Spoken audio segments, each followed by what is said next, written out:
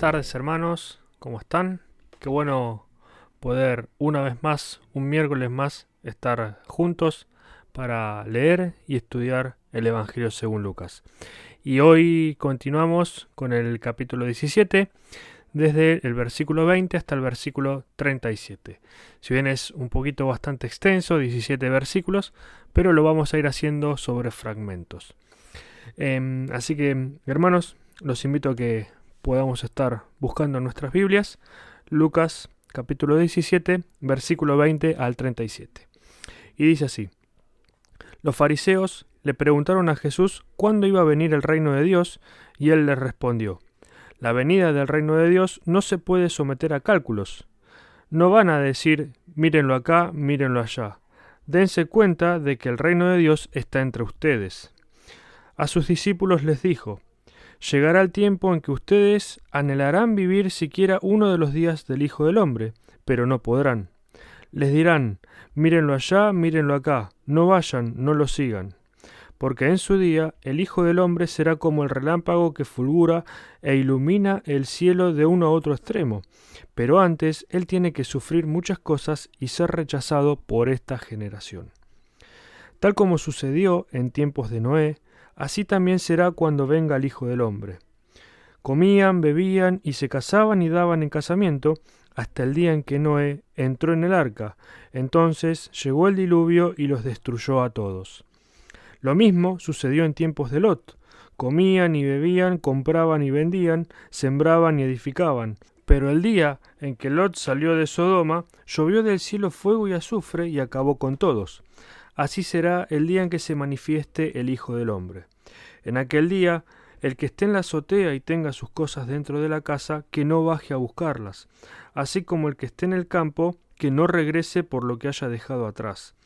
Acuérdense de la esposa de Lot: el que procure conservar su vida, la perderá, y el que la pierda, la conservará. Les digo que en aquella noche estarán dos personas en una misma cama, una será llevada y la otra será dejada. Dos mujeres estarán moliendo juntas, una será llevada y la otra será dejada. ¿Dónde, Señor?, preguntaron. Donde esté el cadáver, allí se reunirán los buitres, respondió él. Continuamos entonces desglosando y trabajando un poquito los versículos, pero vamos a ir, como son tantos, tanta cantidad, y vamos a ir agrupando por temas y por versículos de acuerdo a cómo se nos va unificando el texto, para no ir haciendo versículo por versículo y que se nos haga tan extenso. El texto es un texto de tipo escatológico, es un texto que nos habla sobre la venida del reino de Dios y sobre la venida del Hijo del Hombre, que es una figura muy utilizada en la apocalíptica como para hacer mención del Mesías, y en este caso los evangelistas lo usan para hacer mención, obviamente, de Jesús. La presencia o la aparición del nombre o de la figura del Hijo del Hombre ya aparece en el libro de Daniel, que también es un libro de corte apocalíptico, ¿sí? O de género apocalíptico. De género literario me refiero a apocalíptico. Se puede dividir en dos partes, o la primera parte como una breve introducción a todo esto, que es el versículo 20, ¿sí? O versículo 20, versículo 21, en cierta manera, y después todo el desarrollo que Jesús hace hacia sus discípulos desde el versículo 22 hasta el 37.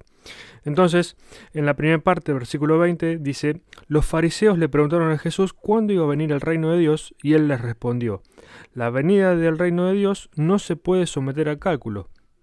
No van a decir, mírenlo acá, mírenlo allá. Dense cuenta, de que el reino de Dios está entre ustedes. Y esta era una pregunta muy común o muy típica dentro de la apocalíptica judía, dentro del ambiente hebreo, dentro del ambiente del judaísmo. Era algo muy discutido de cuándo iba a venir el Mesías, de cuándo iba a suceder o cuándo iba a venir, como dice Lucas, el reino de Dios. Porque recordemos que ellos todavía están esperando, y en ese tiempo también, y hoy también, esperando al Mesías, a la figura del Mesías. Y ellos esperaban una figura como el rey David, que venga con todo su esplendor y que los libere políticamente de la situación en la que estaban, o sea, bajo el sometimiento de, en ese tiempo, de los griegos, de los romanos, principalmente de los romanos, que sea un rey que venga poderoso con todo su esplendor, como lo fue David, y que los libere políticamente de el acecho o de las opresiones que están teniendo. Entonces, esta es la reacción que siempre vemos desde el capítulo 1 y capítulo 2 de Lucas, que no pueden entender o no se puede comprender cómo es que Jesús es el Mesías esperado por el pueblo de Israel. O sea, ellos no pueden comprender cómo Jesús, siendo el Mesías esperado por Israel, nació en Belén, nació en un pesebre, nació de la forma más humilde que podía ser y la que ellos no estaban esperando, pero verdaderamente no entienden o no entendían de que Jesús los venía a libertar de otra manera, los venía a libertar de otras cadenas y de otras opresiones.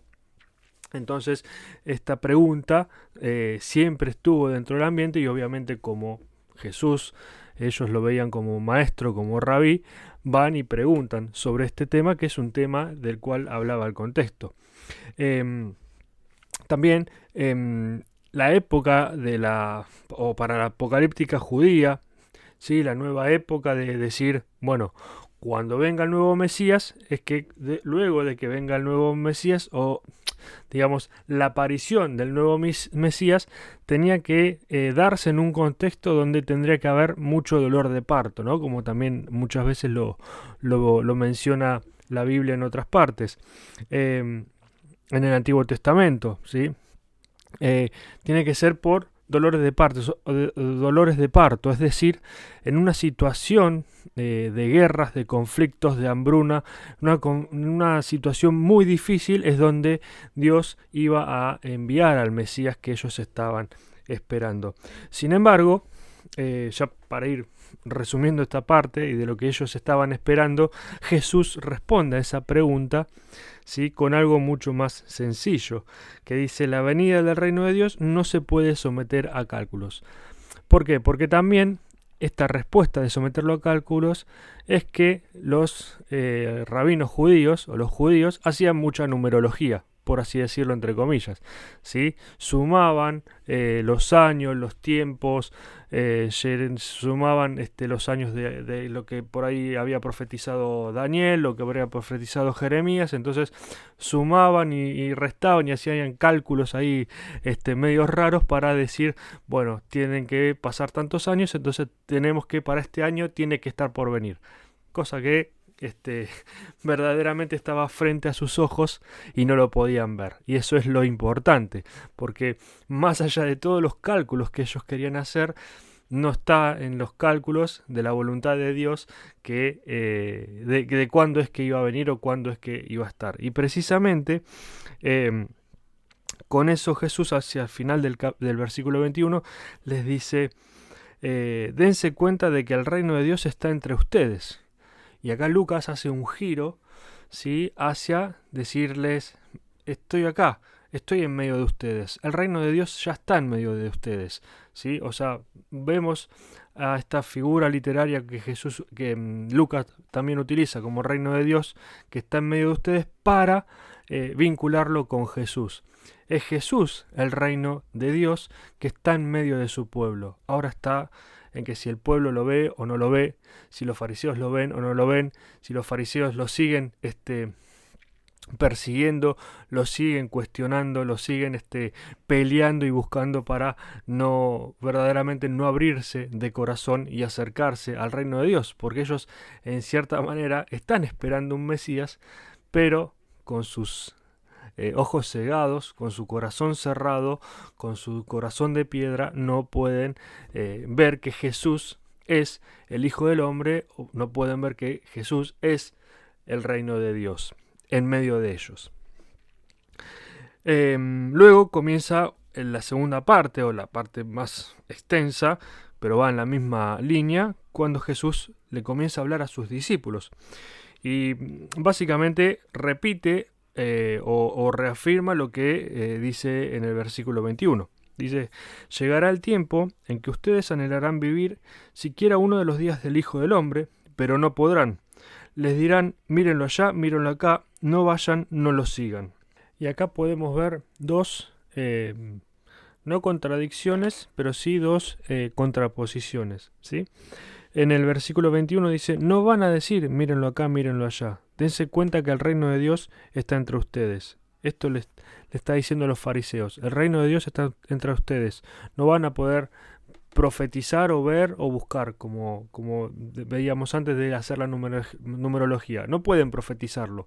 No van a llegar a ese momento. El reino ya está entre ustedes. Y es algo interesante porque recordemos que para Lucas hay algo importante que es el hoy teológico, ¿no? Hoy es la salvación entrará en tu casa, le dice a Zaqueo, hoy les ha nacido un Salvador, y a los fariseos Jesús le dice precisamente esto, el reino de Dios ya está entre ustedes. ¿Cuándo? Ahora. Sin embargo, en el versículo 22 y 23, vamos a hacer todo un conjunto. Cuando les habla a los discípulos en particular, les dice que no van a vivir todavía el reino, el día del Hijo del Hombre. Todavía no van a llegar a ver a ese momento. Pero les da una advertencia, porque les dirán en el versículo 23, la gente le va a decir, allá está, acá está, mírenlo por acá, mírenlo por allá, y Jesús les da esta advertencia, no vayan porque no es. No es el tiempo, ese no es. Jesús a los discípulos está advirtiendo como que estamos viendo dos tiempos diferentes. Un tiempo para los fariseos, un tiempo de conversión en el que tienen que ver y aceptar a Jesús como el reino de Dios entre medio de ellos, y a sus discípulos está diciendo, ojo con aquellos que están profetizando ciertas cosas, ojo con aquellos que están diciendo cuándo es que va a venir el Hijo del Hombre, porque todavía no es el tiempo. Para que se dé ese tiempo es lo que viene después, en el versículo 24, que dice, porque en su día el Hijo del Hombre será como el relámpago que fulgura e ilumina el cielo de uno a otro extremo. Pero antes tiene que sufrir muchas cosas y ser rechazado por esta generación. Es decir, todavía está faltando todo el camino que Jesús va a hacer hasta el Calvario, todo el camino que Jesús va a hacer hasta la cruz y hasta obviamente la resurrección, y ahí sí será el día del Hijo del Hombre. Para los fariseos es el hoy. Hoy tienen que ver que Jesús está en medio de ellos.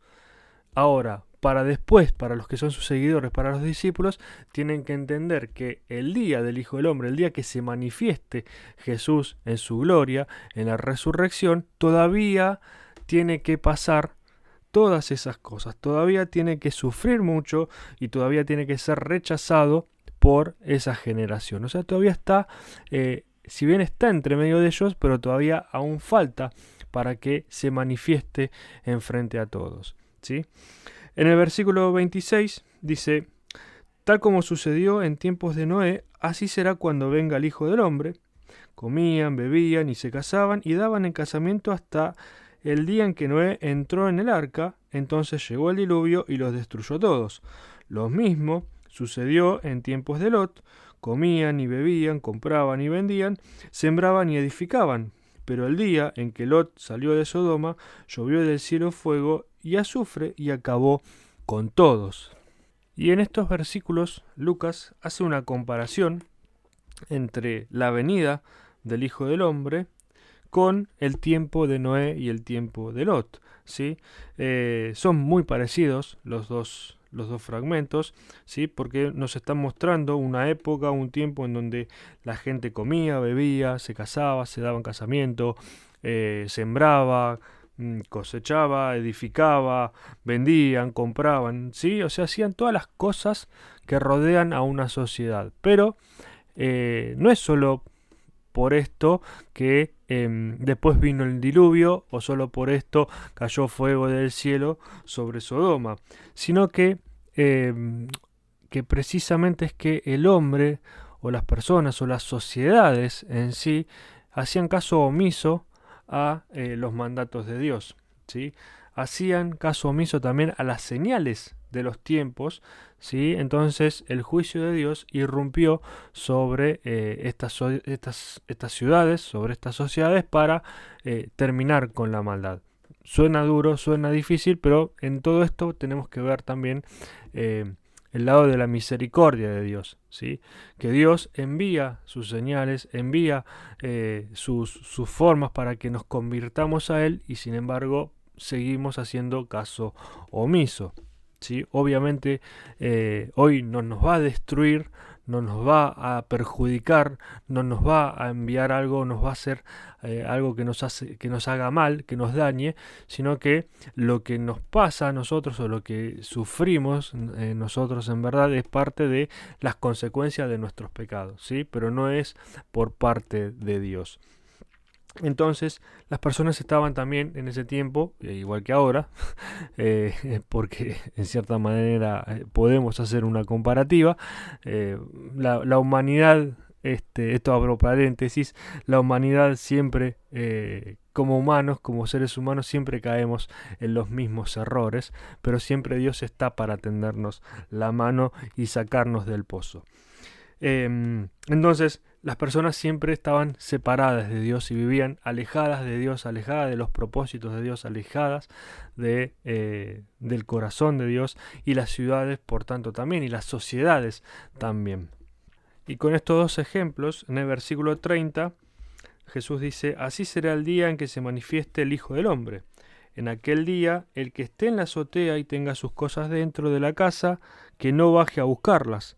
Asimismo, el que esté en el campo, que no regrese por lo que haya dejado atrás. Acuérdense de la esposa de Lot. El que procure conservar su vida la perderá, y el que la pierda la conservará. Vamos por partes.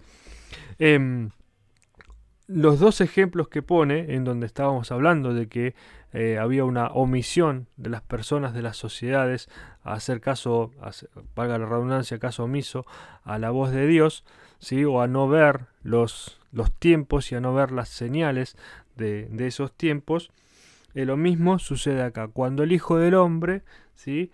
Que no nos agarre, que primero tengamos que ir a hacer alguna otra actividad antes que dedicarnos a estar en tiempo con Dios, antes que estar esperando la manifestación del Hijo del Hombre, esperando la manifestación de Jesús. O sea, que no nos agarre, que en ese tiempo no nos agarre y digamos, y pongamos otra cosa por delante de lo que Dios nos pide que tengamos que hacer, que Dios nos pide que nos acerquemos a Él, que no pongamos otra cosa, otra circunstancia, que no importa lo que dejemos, sino que vayamos hacia adelante buscando precisamente la manifestación de Jesús en nuestra vida.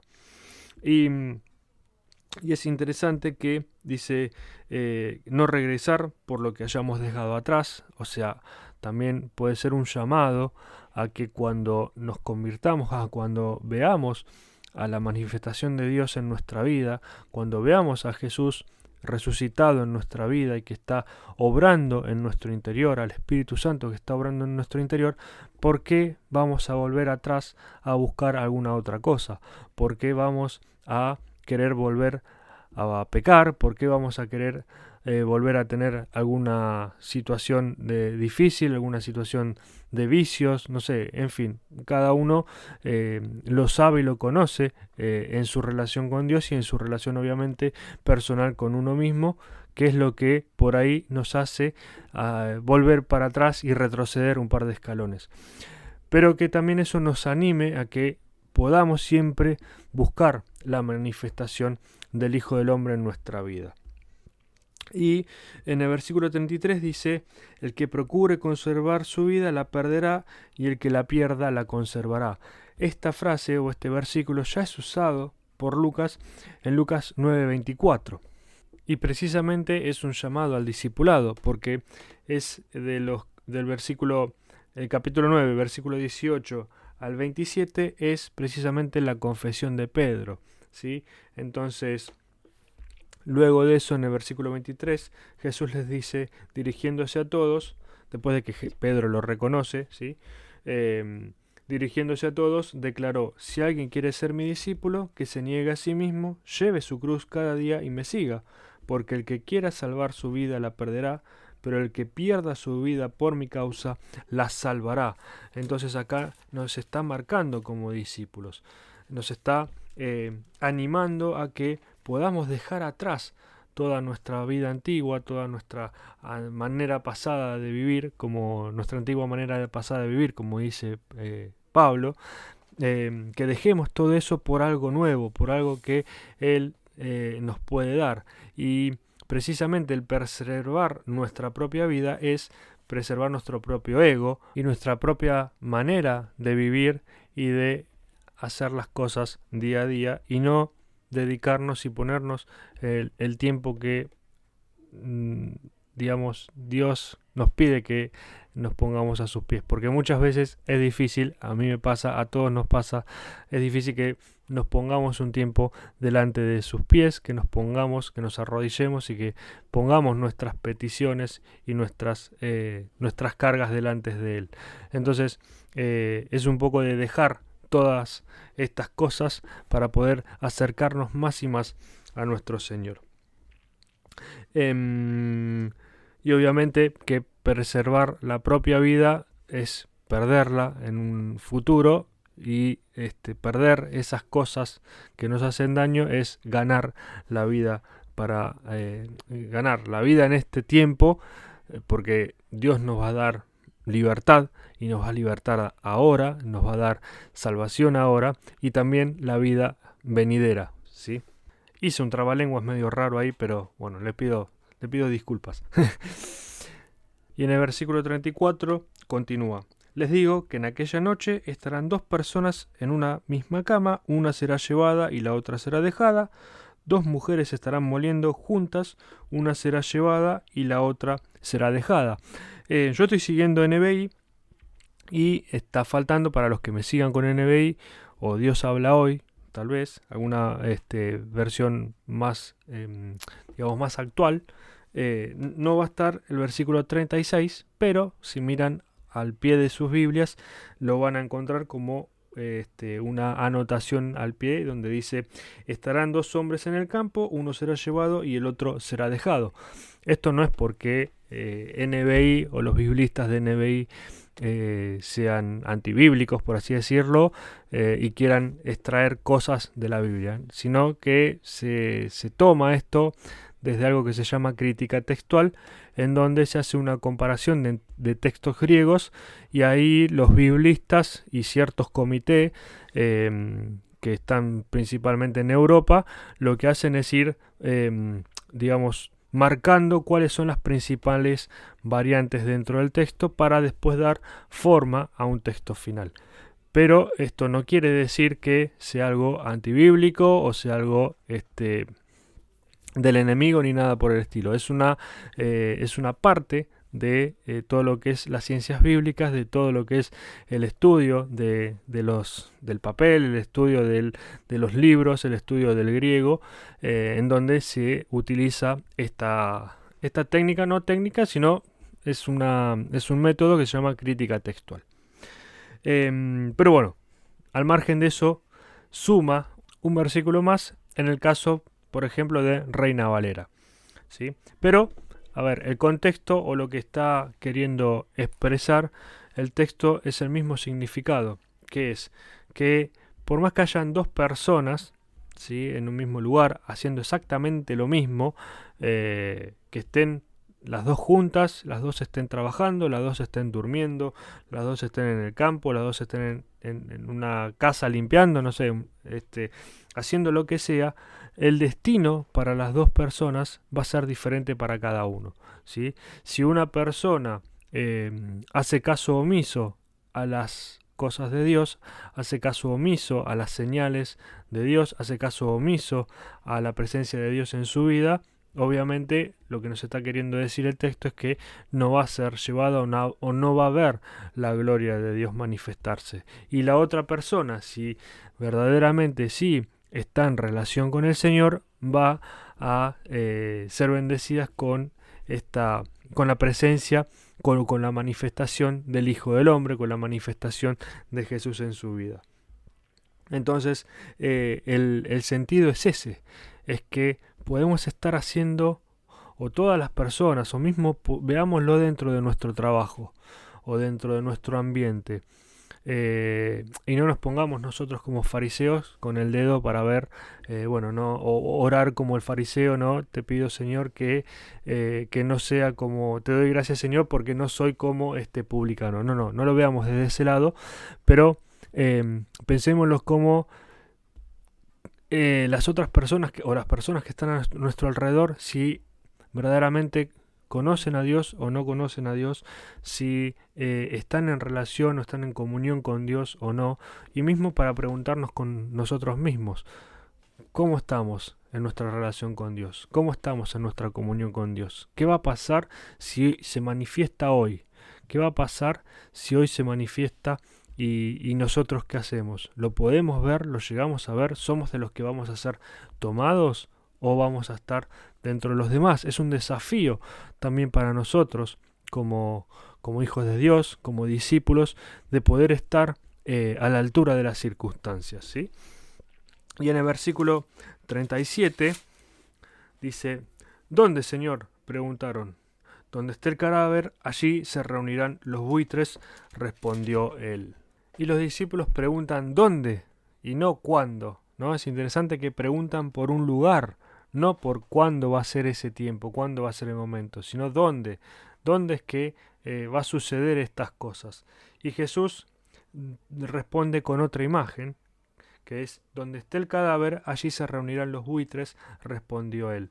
Y es ese lugar donde se reúnen los buitres y donde están los cadáveres, son esos lugares donde verdaderamente está, donde hay calamidad, donde hay guerras, y en cierta manera simboliza un poco con aquello que estaban esperando los fariseos, ¿sí? Son esos tiempos de, con la imagen del buitre o la imagen del cadáver, es en donde se encuentra esa situación, donde se encuentra esa persona que está alejada de Dios. Obviamente van a haber buitres alrededor de esa persona tratando de comer y dañar aún más su espíritu, su cuerpo, su alma, su corazón. Van a querer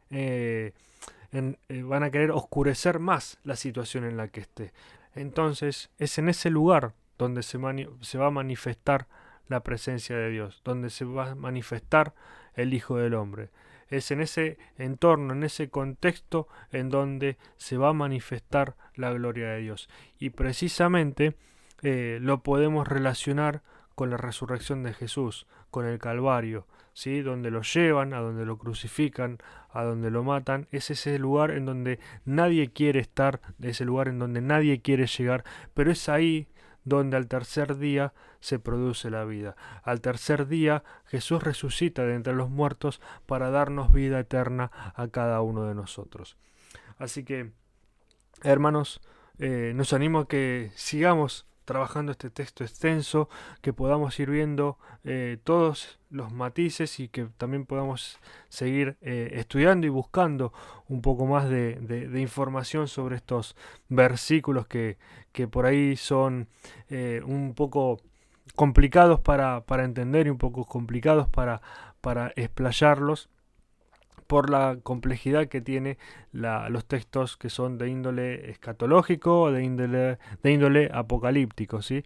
Que tienen también muchas imágenes, pero que podamos quedarnos con que el Hijo del Hombre o el reino de Dios ya está entre medio nuestro, y para aquellas personas que aún todavía no conocen a Dios, tenemos que saber y tener la fe de que Jesús se va a manifestar también en esas personas, y que también es el tiempo en donde tenemos que ver a nuestro alrededor y ver a quién podemos llevarle el Evangelio, a quién podemos llevarle la luz del Señor, a quién podemos